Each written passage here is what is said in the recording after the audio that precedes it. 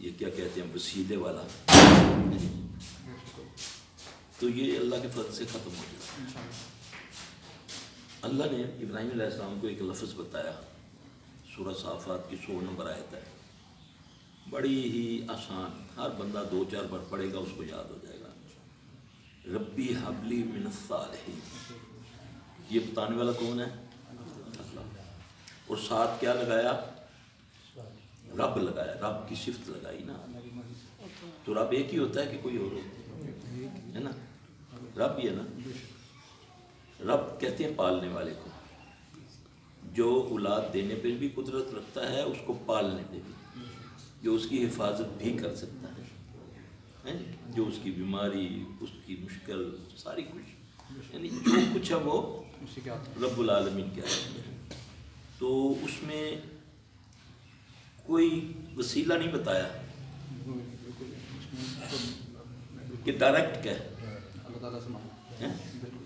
پھر دوسری آیت میں آتا ہے کہ میں جسے چاہوں، اللہ کہتا ہے جسے چاہوں بیٹا دوں، جسے چاہوں بیٹی دوں، جسے چاہوں دونوں دوں، جسے چاہوں کچھ نہ دوں۔ یہ کون کہہ رہا ہے؟ اللہ۔ اور یہ قرآن میں بیان کر رہا ہے۔ آپ یقین جانیں ان دعاؤں میں کتنا اثر ہے کہ ابراہیم علیہ السلام کو 76 سال کی عمر میں بیٹے کی بھی حالت دیتے ہیں، جب وہ خود حیران رہ جاتے ہیں کہ اللہ تو ہڈیاں بھی کھڑک گئی ہیں، اب تو وہ سسٹم اہلیہ کا بھی، کیونکہ انسان تو انسان ہی ہے نا، چاہے وہ نبی ہو چاہے وہ ولی ہو، پروسیس تو وہی ہے نا۔ تو کہتے ہیں یا اللہ اب تو ہڈیاں بھی کھڑک گئی ہیں، تو پھر دیے بیٹے اللہ نے، دونوں بیٹے دیے، اسحاق علیہ السلام، ٹھیک ہے۔ پھر اس کی لڑی میں سے 75% انبیاء علیہ السلام آئے۔ وہ ہستی ابراہیم علیہ السلام، کبھی ان کا عرس ہوا ہے؟ ہوا کبھی ان کی چادر پر میلہ لگا، کبھی قبر پر میلہ لگا؟ حالانکہ ہم نبی علیہ السلام کے لیے جو درود پڑھتے ہیں نا، تو اللہ سے جب ان کے لیے رحمت مانگتے ہیں نا کہ اے اللہ اللہم صلی علی محمد وعلی آل محمد کما صلیت علی ابراہیم وعلی آل ابراہیم انک حمید، درود بھی ایک حقیقت بیان کر رہا ہے کہ تو نبی کے لیے بھی، محمد صلی اللہ علیہ وسلم کے لیے بھی اگر رحمت مانگنی ہے تو مجھ سے مانگ، حالانکہ وہ رحمت العالمین میں نے بنایا ہے۔ میری اوقات کیا ہے، آپ کی اوقات کیا ہے کہ ہم نبی کے لیے دعا مانگیں؟ یہ توحید کی انتہا ہے کہ ہم کہتے ہیں اے اللہ تو سلامتی کر محمد صلی اللہ علیہ وسلم پر اور اس کی آل پر۔ کیسی سلامتی؟ جیسی ابراہیم علیہ السلام پر، سبحان اللہ۔ تو ابراہیم علیہ السلام وہ ہستی ہیں کہ اللہ کے پسندیدہ بندے ہیں نا، دونوں باپ بیٹے۔ آج تو ہم اپنے منہ میاں مٹھو بن گئے نا، ایک لبادہ اوڑھ لیا تو خود یہاں کوئی چمچہ رکھ لیا، اس نے مشہور کر دیا یہ ولی اللہ ہے، یہ بڑے وہ پہنچے ہوئے ولی ہیں جی، ان کی دعائیں قبول ہوتی ہیں، ایسا ہے نا۔ دونوں باپ بیٹے خانہ کعبہ کی تعمیر کر رہے ہیں، کس کے حکم پر؟ تیسرا کوئی اگر ہے تو وہ اللہ کی ذات ہے۔ کتنا بڑا کام کر رہے ہیں جس نے قیامت تک کے لیے جاری و ساری رہنا۔ سب سے بڑی عبادت طواف ہے، قیامت تک چلتی رہے گی۔ وہ بناتے جا رہے ہیں تو فکر دونوں باپ بیٹا کو کیا ہے کہ پتہ نہیں یہ قبول ہوتا ہے کہ نہیں۔ کیا کہتے جا رہے ہیں؟ ربنا تقبل منا انک انت السمیع العلیم۔ یہ ایک ایسا سبق ہے میرے بھائی کہ عمل کر لینا آسان، اس کی قبولیت کے لیے فکر مند ہو جاؤ، اس کے ضیاع نہ ہونے سے اس میں تمہیں فکر ہونی چاہیے کہ کہیں یہ ضائع نہ ہو جائے۔ اور ضائع کیسے ہوتا ہے یہ عمل؟ ریاکاری سے۔ ریاکاری چھوٹا شرک ہے۔ آج آپ جتنی بھی تنظیمیں دیکھ لیں، بڑی سے بڑی دین کا دعویٰ کرنے والے بھی، جب وہ خیراتی کام کرتے ہیں تو تصویریں چھکاتے ہیں، بیوہ یتیموں کو سریعام کرتے ہیں. برکت کس نے دینی ہے؟ اللہ نے دینی ہے نا. اس کے خزانوں میں آئے گا نا تیرے پاس. اب میں ایک بیوہ کو سامنے لا کر میڈیا کو بلا کے میں اس کو آٹے کا تھیلا دے کر تصویر پوری دنیا میں اس بیوہ کی تشہیر کر رہا ہوں. عزت نفس مجروح نہیں ہو رہی. وہ کدھر گیا؟ وہ حدیث کدھر ہے جو سیدھے ہاتھ سے دو اور الٹے ہاتھ کو پتہ نہ چلے. یہ کیا ہے سارا کچھ؟ نبی صلی اللہ علیہ وسلم نے فرمایا کہ میں اپنی امت کے چھوٹے شرک سے ڈرتا ہوں. صحابہ نے پوچھا یا رسول اللہ چھوٹا شرک کیا ہے؟ آپ نے فرمایا ریاکاری. اللہ سے دعا مانگا کریں کہ اللہ تعالیٰ ہمیں وہ عمل عطا فرمائے جس میں ریا نہ ہو. اللہم طہر قلبی من النفاق و عملی من الریا. اے اللہ ہمارے دلوں کو نفاق سے پاک کر دے اور ہمارے عمل کو ریا سے پاک کر دے. یہ ایک ایسی چیز ہے کہ پھر آپ کی جب اس میں آ گئی پکڑ ریاکاری میں پھر عمل گئے پھر ضائع ہو گئے.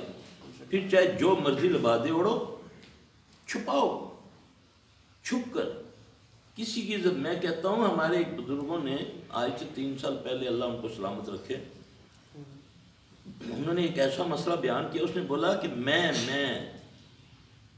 اپنی ساری زندگی کے اعمال دیکھتا ہوں تو میں نے اس لفظ سے ضائع کر دیے. مجھے اب سمجھ آئی ہے کہ جب کسی کا بھلا کرو نا مالی جانی یا کوئی بھی تو اسے یہ نہ کہو کہ ان دعا کری میرے واسطے اس کے بدلے کچھ نہیں مانگا. تم نے اگر اس کو یہ کہہ دیا تو تم نے اللہ کی رضا نہیں چاہیے. اس سے بس صرف یہ کہنا چاہیے کہ جزاکم اللہ خیر کہ یہ تجھے جزا اللہ کی طرف سے. جب تم نے یہ کہہ دیا نا کہ میرے لیے اب دعا کرنا تو اب تو دے لین والا مسئلہ ہو گیا نا. اس کا مطلب جس کو کچھ نہیں دیا اس کی دعا قبول نہیں ہوتی, جس کو دیا اس کی دعا قبول ہوگی. تو غریب تو پڑا گیا چولہے میں تو امیر سے پیسے دے لائے گا نکل گیا. دعائیں مانگتا رہے گا, دعائیں منگوا کے جیسے آج ہو رہا ہے. ساری زندگی نہ نماز نہ روزہ جی 2 نمبری کر کے جب مر گیا پیچھے سے اولاد نے مولوی کو بلایا 10 طالب علم بٹھائے قبر کے اوپر پورا مہینہ قرآن پڑھوایا اور اب لوگوں کو بتاتا پھرتا کہ میں نے اپنے باپ کے لیے 1 لاکھ قرآن پڑھوایا ہے. اللہ کی قسم ایک ذرے کا اس کو ثواب نہیں گیا کیونکہ نہ یہ طریقہ محمد صلی اللہ علیہ وسلم کا ہے. یہ تو وہ ہے کہ میں نے جو نیکی کی اگر میرے والدین اس چیز کے اہل ہیں ان کو میری نیکی مل سکتی, مجھے کہنے کی ضرورت نہیں, میرا اللہ ان کو دے گا. دوسرے سے اللہ تعالیٰ یہ ڈونیشن تھوڑی ہے کہ میں نے 30 سپارے پڑھے اس میں سے ڈیوائیڈ کر دیے 5 امی کے 5 ابو کے 5 دادا کے 4 خالو کے 2 میرے 2 بیوی کے. یہ نہیں ہے اسلام میں. یہ تو نیکی وہ ہے میں کروں گا. میں نے آج قرآن پڑھا صبح اللہ توفیق دے تو اس کی نیکی مجھے ملی بغیر کہے, اس کا ثواب مجھے ملا, میرے والدین کو ملا, میرے استادوں کو ملا, میرے ساتھ جو کرتے کرتے جا کر نبی صلی اللہ علیہ وسلم تک پہنچ گیا خود بخود.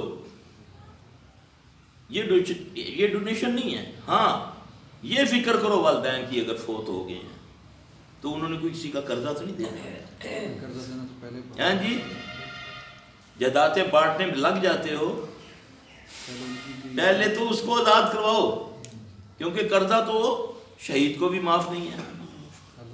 ہاں جی قبرستانوں میں نے بہت سارے خاندانوں کو دیکھا اعلان کرواتے ہیں مولوی صاحب سے کہ جی ملک صاحب سے چوڑی صاحب سے کسی نے کچھ لینا دینا تو ان کی اولادوں سے رابطہ کریں. تو جب بعد میں کہتے ہیں بھائی جان ابا جی قبر وہ رتے سے قبرستان ہی چاہتے ایڈریس میں ڈال دینا تو لے لو. سانوں نہیں کوئی دے کے گیا. مجھے ایک بڑی اچھی بات ہے قصہ ہے پتہ نہیں صحیح ہے یا غلط لیکن ایک مجھے کسی نے بھیجی تحریر کہ ایک بندے کا جنازہ جا رہا تھا تو ایک بندے نے آ کر اس جنازے کو روک لیا. روک کر تو کہنے لگا کہ میں اس بندے کو دفن نہیں ہونے دوں گا جب تک اس نے میرے پتہ نہیں اب مجھے فگر سے ہی یاد نہیں ہے 12 لاکھ یا 8 لاکھ قرضہ میرا دینا ہے. وہ شور ڈال گیا. اس نے کہتا میں تو نہیں جانے دوں گا. اب اس کے سارے لاحقین بھی ہیں، بیٹے بھی ہیں، بھائی بھی ہیں، سارے بھی ہیں۔ جو سامنے آیا ہاں جی، اب کوئی سامنے نہیں آیا۔ ہاں جی، یہ بات اس کی بیٹی کو پتہ چلتی ہے۔ وہ بیٹی جو ہے نا، وہ دیکھتی ہے میرے پاس کیا کچھ ہے، وہ بھاگی آتی، جو اس کے پاس زیور تھا، جو اکٹھا تھا، لا کر تو اس کو مجمع میں کہتی ہے یہ اتنے ہیں، میں وعدہ کرتی ہوں میں دوں گی، میرے باپ کو دفن ہونے دو۔ ہے جی، تو اب وہ باپا نے دیکھا تو اس نے بولا سنو بھئی حقیقت کیا ہے، میں نے اس بندے کے پیسے دینے تھے تو میں اس کا اصل وارث چاہتا تھا مجھے ملے، تو اس کی اصل وارث یہ ہے جس کو اس کی آخرت کی فکر ہے۔ باقی سارا ہیں؟ اب وہ منہ دیکھتے رہ گئے، اب بیٹا بھی بھائی بھی سارے نا، میرے بھائی آخرت کی گھڑی بہت مشکل ہے۔ دنیا میں معاملات کر لو، آج اپنے آپ کو دیکھیں، میں اور آپ، کون سا بندہ ایسا ہے جو کسی نہ کسی پکڑ میں آیا ہوا ہے؟ کسی پکڑ میں کسی کو کچھ لینا یہ پکڑ ہماری اپنے کیے کی ہے۔ ذرا میں اپنے گریبان میں جھانکوں نا کہ میں نمازیں بھی پڑھوں، روزے بھی رکھوں، حج بھی کروں، عمرے بھی کروں، سب کچھ کے باوجود نہ مجھے رات کو چین ہے نہ دن کو، ہر وقت فکر، ہر وقت خوف، کسی نہ کسی طریقے سے مجھ پہ ایک مصیبت مسلط ہوتی ہے۔ اللہ قرآن میں فرماتے ہیں ما اصابکم من حسنۃ فمن اللہ، تجھ پر جو بھی خوشیاں راحتیں آتی ہیں یہ اللہ کی بات ہے، وہ میری طرف سے ہوتی ہے۔ وما اصابک من سیئات فمن نفسک، تجھ پر جو بھی یہ مصیبتیں آتی ہیں یہ تیرے اپنے نفس کی شرارت ہے، یہ تیرے اپنے کیے کا ہے۔ اور کیے کا یہ بھی ہو سکتا ہے معمولی سی بات سے تیرے سارے اعمال بھی ضائع ہو سکتے ہیں۔ میں کئی دفعہ قصہ سناتا ہوتا ہوں، انسان تو کمزور ہے نا، تو نبی صلی اللہ علیہ وسلم معصوم الخطا ہیں، پھر بھی فرماتے ہیں ایک حدیث میں کہ میں 70 بار استغفار پڑھتا ہوں، ایک حدیث میں کہ میں 100 بار پڑھتا ہوں۔ اس سے مفسرین یہ مطلب لیتے ہیں کہ عربی لغت کے اندر یہ جو ہے نا 100 اور 70 کا جو فگر ہے یہ لا تعداد کے لیے ہے، اس کی کوئی تعداد نہیں ہے، کیونکہ جیسے ہمارے اردو میں پنجابی میں ہے نا تیرے یار 20 بری کیا سمجھ نہیں آئی بہت بار ہیں، تین کے 1000 بری تین سمجھ نہیں آئی، حالانکہ 1-2 بار ہی اس کو کہا نا چلنا یار جا، ہے نا، تو اس میں یہ اس میں اب نبی علیہ السلام صلی اللہ علیہ وسلم تو استغفار پڑھتے ہیں، انسان ہے، کمزور ہے، اس سے کمی کوتاہی ہوتی ہے۔ ان ساری چیزوں کا ازالہ کیا ہے؟ استغفر اللہ۔ پھر استغفر اللہ کا فارمولہ اللہ نے قرآن میں بتایا کہ تم استغفار پڑھو گے میں تمہاری بیٹوں سے، بارش سے، باغوں سے، ثمرات سے میں مدد کروں گا، امن سے تمہاری مدد کروں گا۔ امن تو بھی اللہ کی طرف سے ہے نا، چاہے تم فوجیں کھڑی کر لو۔ ہاں جی، آپس میں میں ایک ایسے بندے کو بھی جانتا ہوں، بہت بڑا بندہ ہے، اتنے گارڈ، اتنے کتے رکھنے کے باوجود بھی وہ اپنی دیواروں کے ساتھ نہ بلٹ پروف شیشے لگوائے ہوئے ہیں۔ ہاں جی، باہر گارڈ بھی ہیں، کوئی پڑ نہیں مار سکتا، اس علاقے میں نہیں کوئی جا سکتا، سکون نہیں، نیند نہیں آتی، نیند نہیں آتی، مجھے کچھ دے دیں، مجھے بھر کے دے دیں، مجھے قرآن نہیں پڑھنا آتا، مجھے سلفی صاحب بھر کے دے دیں، میں وہ سنتا ہوں، مجھے سکون آتا ہے۔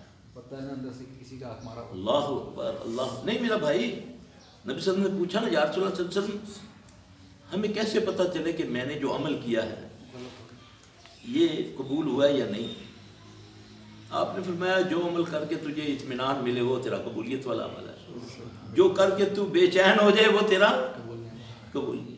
تو اس لیے میرا بھائی میں خود کسوٹی ہوں اپنی، میں خود آئینہ ہوں اپنا، مجھ پر اللہ کا یہ بہت بڑا احسان ہے کہ جب میں کسی پر زیادتی کرتا ہوں تو میرا ڈیٹیکٹر جو ہے نا ضمیر والا ڈیٹیکٹر وہ خود آن ہو جاتا ہے۔ ایک ڈاکو کو، چور کو، راشی کو بھی پتہ ہے کہ یہ میں برا کام کر رہا ہوں، ہاں جی، کرتا ہے، لیکن وہ اس کو یہ اللہ کا فضل ہے کہ اللہ نے اس کو عقل دی ہے کہ اب بھی توبہ مانگ لے، اب بھی تو مجھ سے استغفار پڑھ لے، میں تجھے معاف کر دوں۔ تو میرے بھائی اپنی زندگی کو استغفار سے مزین کرو، اور پھر اللہ کے فضل سے اس کی اتنی برکات ہیں، پھر برائیاں دور ہوتی جائیں گی، لیکن دل سے کرنا ہے، دل سے کرنا ہے۔ ہاں، یہ اوپر نہیں، اوپر سے نہیں، رات کو پی دن کو توبہ کی، رند کے رند رہے، ہاتھ سے جنت نہ گئی، یہ نہیں ہوگا، یہ نہیں ہوگا۔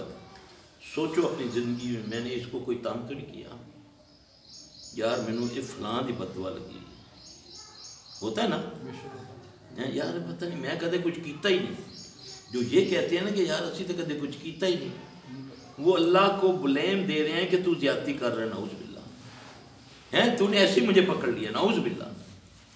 اللہ کا ظلم، اللہ کی رحمت جو ہے اللہ کے ظلم پر بھاری ہے، اور اللہ ظلم کرتا ہی نہیں کسی کو، اللہ نے مالک ہونے کے باوجود اپنے اوپر ظلم کو حرام کیا ہوا ہے۔ تو اللہ جب خود ظلم نہیں کرتا تو میں کروں، چاہے ایک چونٹی پر چھوڑے تو چھوڑ دے، پکڑنے کو آئے تو ایک چونٹی کی ٹانگ ٹوٹ جائے تو وہ میری دونوں ٹانگیں توڑ دے، ہے نہیں؟ تو اس لیے میرا بھائی اپنے رب کو پہچانو، تمہیں رب سے دور کیا گیا،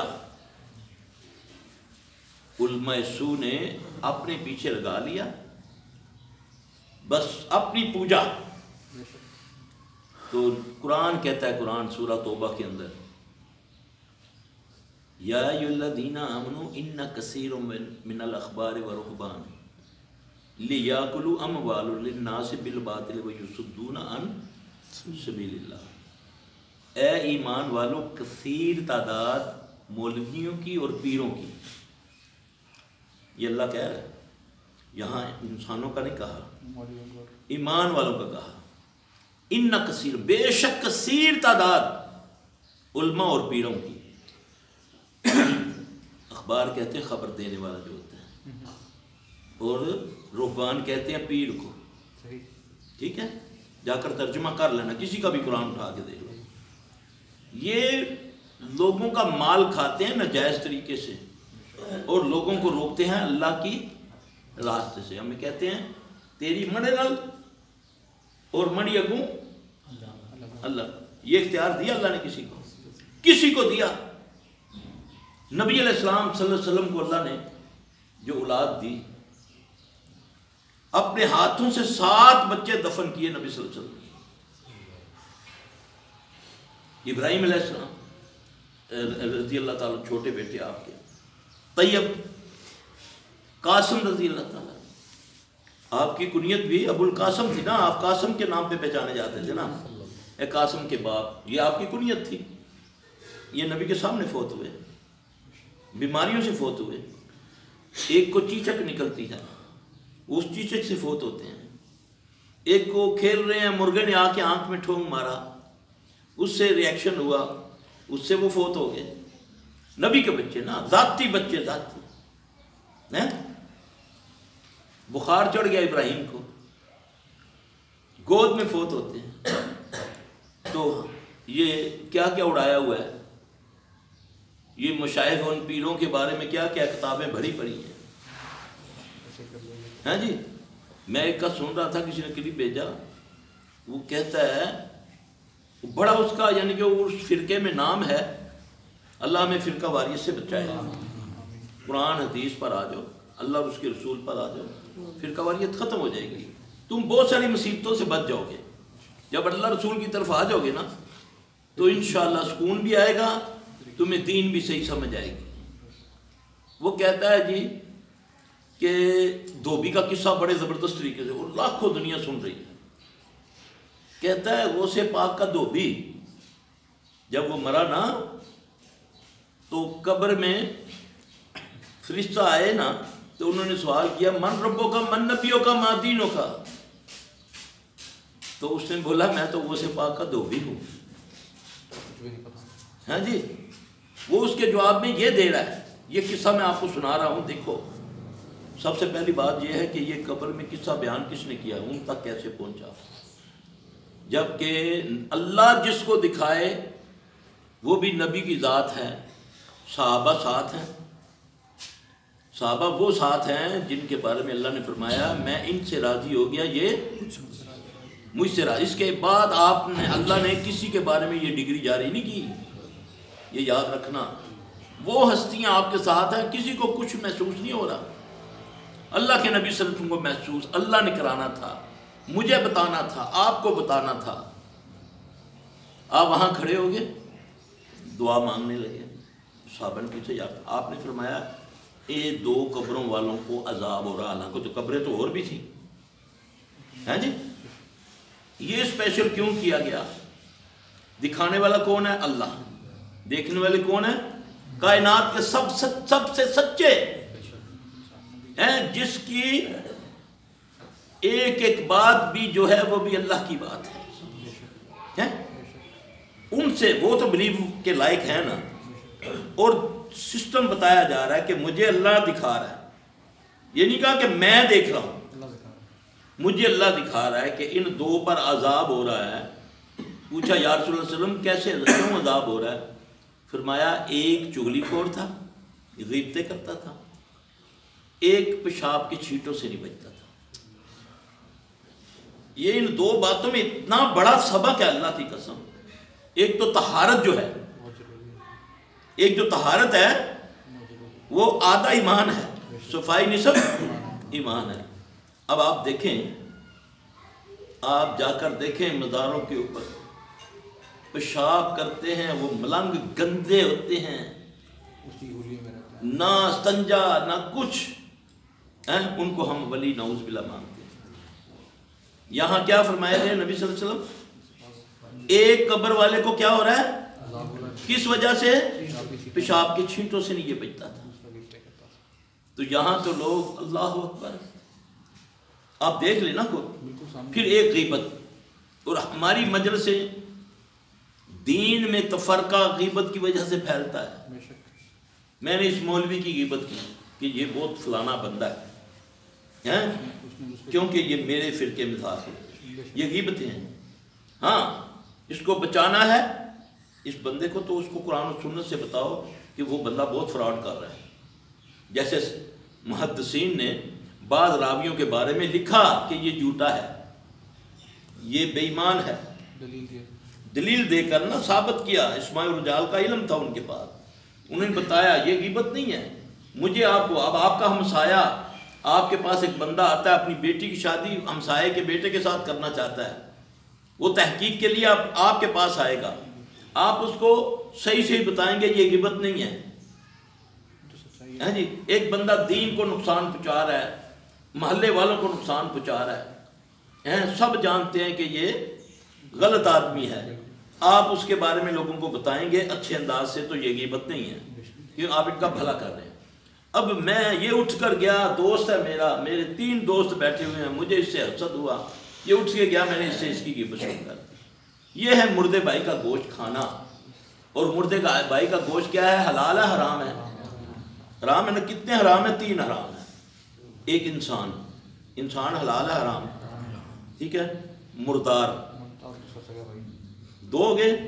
پھر بھائی، گوشت کھانا، گوشت قرآن کہتا ہے جس نے کسی کی غیبت کی گویا کہ اس نے مردے بھائی کا گوشت کھایا، تو حرام کھانے سے، ایک انوالا کھانے سے 40 دن کی عبادت قبول نہیں ہوتی.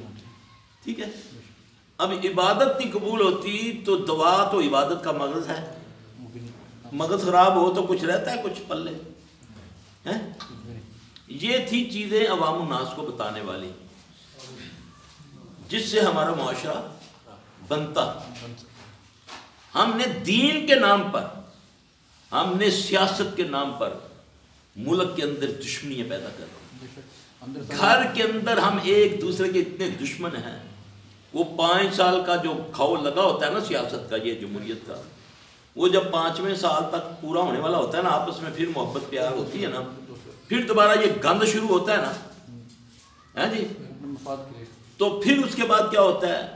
وہ اس کی غیبت نہ دیکھتا ہے، کسی کی ماں نہ دیکھتا ہے، بہن ٹی وی پہ. آج تو سوشل میڈیا کے اوپر ایسی ایسی باتیں، استغفر اللہ. آپ کافر کی بہن بیٹی کے بارے میں نہیں کچھ کہہ سکتے.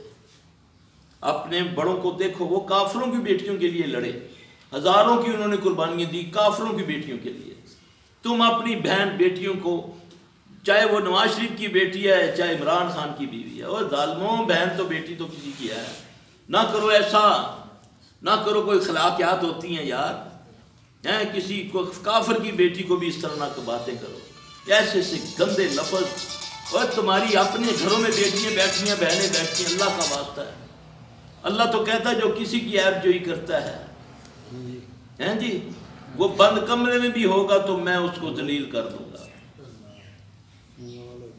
آج تم کچھ ہے یا نہیں ہے, میرے اس سے کیا سروکار یار.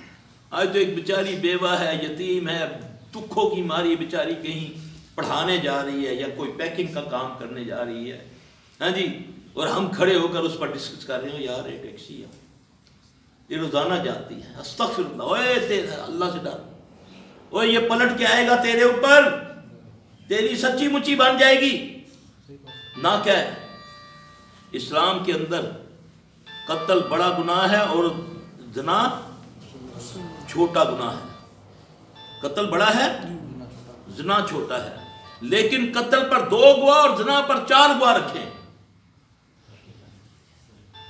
گناہ پر, زنا پر, بتاؤ یہ کیوں رکھیں؟ قرآن کہتا ہے, قرآن قاضی کو کہتا ہے کہ تیرے پاس آئی وٹنس آئیں 3, 4 نہیں. اگر 3 آئیں 4 آئیں تو مانو, 3 بھی آئیں تو لمحہ بہائے نمتیسی سدرے لا. سچے ہیں سچے. قرآن کہہ رہا ہے. اتنی یہ پردہ پوشی کرتا ہے. یہ تیرا وہ مذہب ہے جس کے تم پیروکار ہو. دعا مانگو کاش ہم اسلام پہ آ جائیں. اسلم تسلم, اللہ کی قسم جس دن ہم اسلام میں آگے اس وقت سلامتی آ جائے گی. اور سلامتی بھی کس کی طرف سے آئے گی؟ انت السلام و منک السلام تبارکتا یا ذا الجلال والاکرام. اس ذا الجلال کی طرف سے سلامتی آئے گی. وہ سلامتی پھر تیرے کنک کے دانے پر بھی آئے گی, تیری چونٹی پہ بھی آئے گی, تیری ہوا میں بھی آئے گی. یہ سلامتی جو اللہ کی طرف سے, سلام قولا من رب رحیم, یہ رب کی طرف سے سلامتی ہوگی. سلامتی کیسے ملے گی؟ جب میرے اندر حیا آئے گی, سب سے پہلے اللہ کی, پھر اس کے رسول کی حیا آئے گی. آج تو مجھے حیا اگر نہیں ہے تو اللہ کی رسول کی نہیں ہے. اس سے حیا کرتا ہوں کہ اس کے سامنے کوئی برائی نہ ہو جائے. اکیلے میں حیا کرتا ہوں کہ یہ بڈھی نہ اندر آ جائے, ہیں جی. اس کی حیا نہیں جو دیکھتا ہے, جس کی ہر وقت جو دیکھ رہا ہے. دعا مانگو اللہ ہمیں اپنی حیا عطا فرما, اللہ ہمیں اپنا خوف عطا فرما. اے اللہ ہمارے دلوں میں اپنا خوف ڈال. یقین جانے جس دن ہم اللہ سے ڈرنا شروع ہو گئے, قرآن کہتا ہے سورہ طلاق کے اندر اللہ کہتا ہے جو اللہ سے ڈر گیا اللہ اس کو ایسی جگہ سے رزق عطا کرے گا جو اس کے گمان میں بھی نہیں ہوگا. اللہ اس کے لیے کافی ہو جائے گا. آج اولاد چاہیے, اللہ سے ڈرو, استغفار پڑھو. میرا رب کہتا ہے سورہ نوح کے اندر اللہ کہتا ہے, میرا دل کرتا ہے اس آیت پر بولتا جاؤں کہ اللہ کہتا ہے جب تم استغفار پڑھو گے میں تمہیں رحمت کی بارش دوں گا, بیٹوں سے تمہاری مدد کروں گا. بیٹوں سے یا اللہ میں جو بڈھا ہیں انہوں کتوں آئی بڈھا, بڈھی بھی کوئی نہیں تھے. تیرا بیٹا اگر نافرمان ہے اس کو ٹھیک کر دوں گا, تیرا بیٹا اگر بیمار ہے اس کو شفا دے دوں گا, بیٹوں سے مدد کروں گا. اللہ کہہ رہا ہے جاؤ سورہ نوح پڑھ کے دیکھ لو, رحمت کی بارش برساؤں گا, بیٹوں سے مدد کروں گا. یہ بیٹے ہیں نا, یہ آ لے کر آئے ہوئے ہو, کسی کے تو ہیں یار, پھر مدد ہوتی ہے. کیا کرو تم؟ معافی مانگ لو. یہ چند دن کی زندگی ہے. میں بیٹوں سے مدد کروں گا, میں تمہیں باغات سے مدد کروں گا, تمہیں نہریں دوں گا. تمہارے ڈیم, تمہاری نہریں جو سوکھی ہوئی ہیں, دنیا کا سب سے بڑا نہری نظام پاکستان کا, نالے بنے ہوئے ہیں تمہارے دریا, نالے. اللہ اکبر. 5 دریاؤں کا مالک پاکستان, اور ٹماٹر انڈیا سے لے رہا ہے. یہ قرآن کہتا ہے, قرآن میں نہیں کہتا. قرآن کہتا ہے جب تم اللہ سے غفلت کرو گے نا میں تمہاری معیشت تنگ کر دوں گا. یہ معیشت کی تنگی ہے نا. اللہ کی قسم ساری دنیا جانتی ہے اس پاکستان جیسا ملک دنیا میں کوئی نہیں. ہر دھات اس کے اندر دنیا میں سب سے زیادہ تیل گیس اس کے پاس، اس کے باوجود بیکاری ہے، بیکاری، کیونکہ اس نے ان خون کے ساتھ، ان لوگوں نے ان خون کے ساتھ بے ادبی کی، اس کے ساتھ زیادتی کی، جنہوں نے اپنی مائیں بہنیں قربان کی۔ ہمارے بڑے قصے سناتے ہیں، یقین جانے تڑپ جاتا ہے دل۔ ہم آئے ہیں انڈیا سے، ادھر آئے تھے، تڑپ جاتا ہے۔ کئی ہماری بہنیں بیٹیاں سکھوں ہندوؤں کے گھروں میں آج بھی کوئی دانیاں دادیاں بنی ہوئی ہیں، ان کی بیوی بیٹھی ہیں۔ یہ ان کے خون سے بنا ہے یہ ملک۔ جو اس کے ساتھ بے وفائی کرے گا اللہ اس کو ذلیل و رسوا کر دے گا۔ آپ کے سامنے موجود ہے کئی مثالیں۔ اللہ ان کی نسلیں ختم کر دے گا جو اس ملک کے ساتھ، اس پاکستان کے ساتھ زیادتی کرے گا۔ اللہ کا واسطہ ہے، اس دکاندار کو چاہیے کہ اللہ سے معافی مانگے۔ جو بنا تھا وہ بڑا حاجی نمازی بن کے بیٹھا ہوا ہے، ہر سال عمرہ حج کرتا ہے، لیکن جب اس کے پاس کوئی سرکاری بندہ جاتا ہے مال خریدنے کے لیے، وہ بدبخت 1 لاکھ کا اس کو 1.25 لاکھ کا بل بنا کر دے دیتا ہے کہ نہیں جی یہ نہیں کیا کولو دینا ہے۔